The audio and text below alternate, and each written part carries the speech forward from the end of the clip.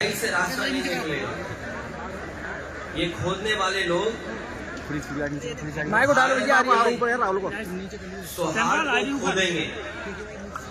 और पहले भी गलत था, क्योंकि जब हमारे देश में प्लेसेस ऑफ वर्शिप एक्ट पहले से मौजूद है और प्लेसेस ऑफ वर्शिप एक्ट इस बात की पाबंदी लगाता है कि किसी तरह की चीजों में इस तरह के खुदाई के काम न हो। लेकिन भारतीय जनता पार्टी जानबूझ करके इन मसलों को इसलिए उठा रही क्योंकि किसान के सवाल पर वो बात नहीं करना चाहती। अरे नीचे कर लो यार। भारतीय जनता पार्टी से किसान ये पूछेगा कि आपने तो किसान की आय दोगुनी की बात की थी, लेकिन किसान आज भी तकलीफ और परेशानी में है। जिस समय उसे डीएपी चाहिए था, डीएपी उपलब्ध नहीं था, खाद उपलब्ध नहीं थी, जो बीजों की कीमत बढ़ी है, कीटनाशक दवाइयों की कीमत बढ़ी है और बिजली का बिल लगातार बढ़ता चला जा रहा है। जो सिंचाई से लेकर के तमाम इंतजाम थे वो सरकार करने में नाकाम रही है। और अगर फसल तैयार भी किसान कर रहा है तो उसको कीमत कहाँ मिलेगी, उसके लिए और जितने बड़े पैमाने पे बेरोजगारी बढ़ती चली जा रही है। 10 साल अगर हम 17 साल का हिसाब किताब लगाएं, इस सरकार ने बेरोजगारी बढ़ाई है, न नौकरी है न रोजगार है। इन तमाम सवालों से ध्यान हटाने के लिए जानबूझ करके सरकार इस तरह की खुदाई के कार्यक्रम कर रही है। और आज अगर भारतीय जनता पार्टी के अंडरग्राउंड जो पॉलिसी बनाते हैं, ये पाइपलाइन जो अंडरग्राउंड बढ़ती है, उसी तरह भारतीय जनता पार्टी की विचारधारा अंडरग्राउंड अंदर ही अंदर काम करती है। ये बात पहले भी कहनी चाहिए थी। लोगों की जान चली गई, लोगों के घरों में छापे पड़ रहे हैं, बिजली के नाम पर 2-2, 3-3 हजार लोगों के यहाँ FIR दर्ज हो गई। अगर ये बात गलत थी भारतीय जनता पार्टी की तो जान तो वापस नहीं ला सकते हैं। उन्हें मुआवजा देना चाहिए उन गरीब परिवारों को।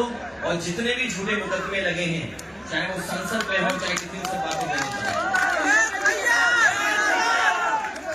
सांसद के खिलाफ करोड़ों की रिकवरी जारी की गई है। संभल में सांसद के खिलाफ बाबा साहब भीमराव अम्बेडकर जी ने हमें संविधान दिया है और लोकतंत्र में ये हमारे लिए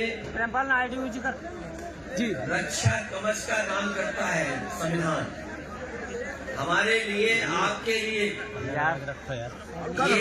संविधान रक्षा करता है। हमें आपको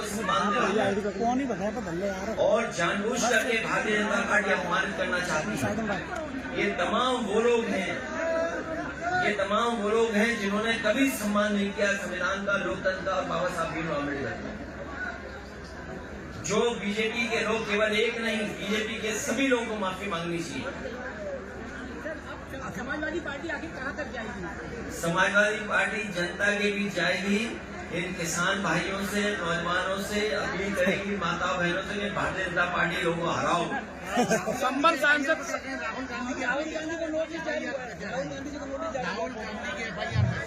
देखिए, भारतीय जनता पार्टी जानबूझ करके ऐसी बहस छेड़ना चाहती है देश में जिससे उसे लाभ मिले। वो लोकसभा परिसर की घटना है। कई बार लोकसभा परिसर में ऐसी घटनाएं हुई हैं जिसमें FIR दर्ज नहीं हुई। आपको याद होगा, लोकसभा में देश के बहुत बड़े नेता भारतीय जनता पार्टी के अडवाणी जी, वो 1 करोड़ रुपए लेकर के आए थे और उन्होंने टेबल पर रख दिया था लोकसभा में। क्या उस समय FIR दर्ज? प्रेमपाल ने नीचे करो, ये एक JPC के माध्यम से उस पर चर्चा करके जो कार्रवाई कर रही है बिल्कुल विधान लोकसभा के अंदर हुई। लेकिन ये जानबूझ करके भारतीय जनता पार्टी लोगों को डराना चाहती है। FIR से, झूठे मुकदमों से कोई डरने वाला नहीं है।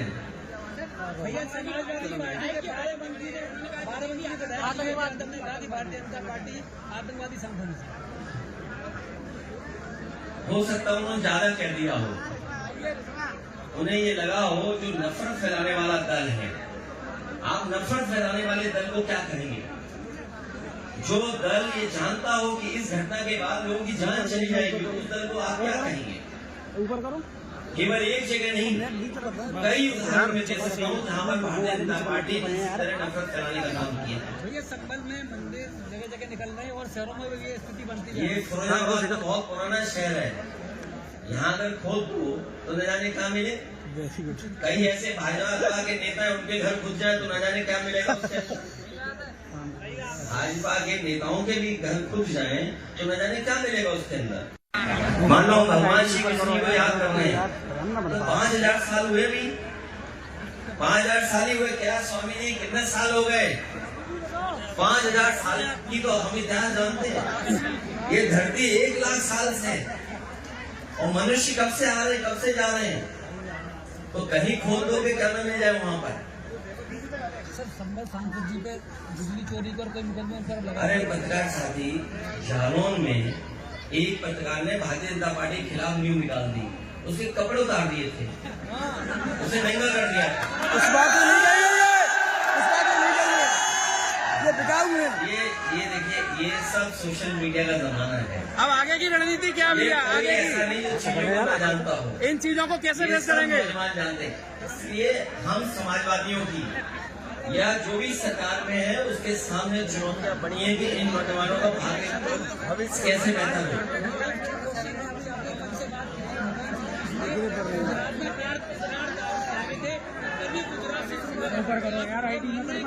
आपका इशारा मोदी जी की तरफ है, योगी मोदी। जो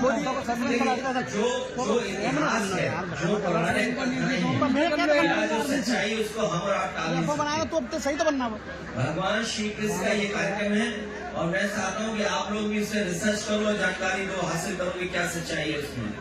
क्योंकि जब भगवान श्री कृष्ण ने जिसमें प्राण छोड़े उसी समय से मान्यता है कि कलयुग शुरू हो गया।